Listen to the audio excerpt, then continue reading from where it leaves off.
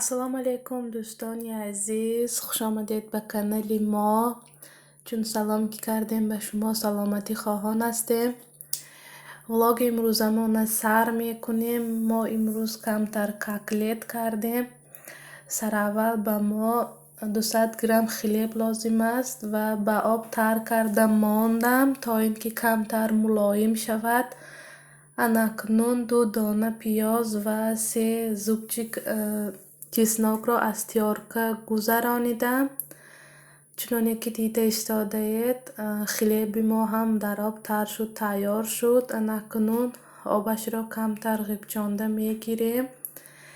تا آخری ویدیو با ما باشید. امیدوارم که به شما معقول می شود. از همه شما منت دارم که ویدیوهای ما را تا آخر تماشا میکنید، کامنتاری های خوب می نویسید. در اینجا به ما 400 گرم فرش، اکنون خلیب و پیاز و چسناک را به بالای فرش انداختیم. اکنون حاضر 1 قاشقچه چارنی پرچ، 1 قاشقچه نمک و 2 دانه تخم را انداخته خوب آمیخته کرده خوب لط میزنیم. هرچقدر بسیارتر که لط زدیم همانقدر کاکلت ما شیرین می شود. به فکرم همه شما این را می دانید.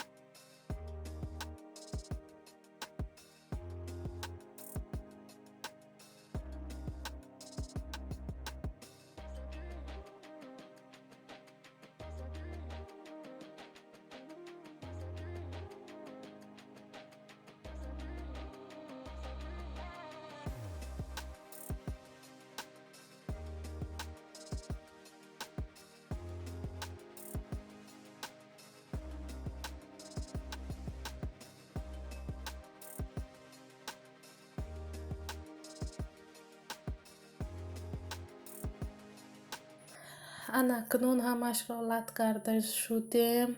اکنون حاضر به تریلکه ها به قالبچه ها جدا میکنیم.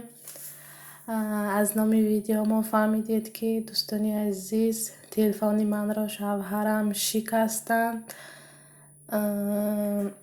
کمتر جای ضریت میمانده که تلفن من ویران بود. من گفتم گرید یه بار استا بری چی یه بار بینچی گفتم. بعد گرفتن رفتن. وقتی که به نزد استا می رفتین، وقتی که از ماشین می فرامدین، از دستشان افتیده است برای زمین که همه یاغ یخ است. پال ناسی تلفن اکراناش شکست است. وقتی که به استا نشان دادین این ریمان میشه دو به جای این را ریمان کردن. شما نوش را خرید نغز می شود گفته است. باز تلفن را عبرت ناوردن. من گفتم چی گپ شد. بعد گفتن که همیخیل اکنون من خرسند شدم تلفنی تو شکست و دیگر ویدیو نمی کنی به یوتیوب. باز زیق شدم گفتم برای چی. باز گفتن شوخی کردم زنک جان من به تو تلفنی نو گرفته می دهم. گفتم همیخیل گفتن نمیدونم کی می آورده باشن. برای همین کمتر زیق شدم. در دستم 2 تلفن دارم. یک تلفن دخترچم مدفیلم تماشا میکنه. یک تلفن برای من بود. حاضر تلفن دخترچم را گرفته استفاده برده ایستادم تا وقتی که شوهرم به من تلفن بیارند انشالله که باز ویدیوهای نغز میکنیم. از همه شما منت دارم. اکنون این کاکلت ها را ما به آرد آلانده ایستاده ایم. اکنون حاضر در روغن پخته میگیریم. به نهایت با مزه می شود دوستانی عزیز.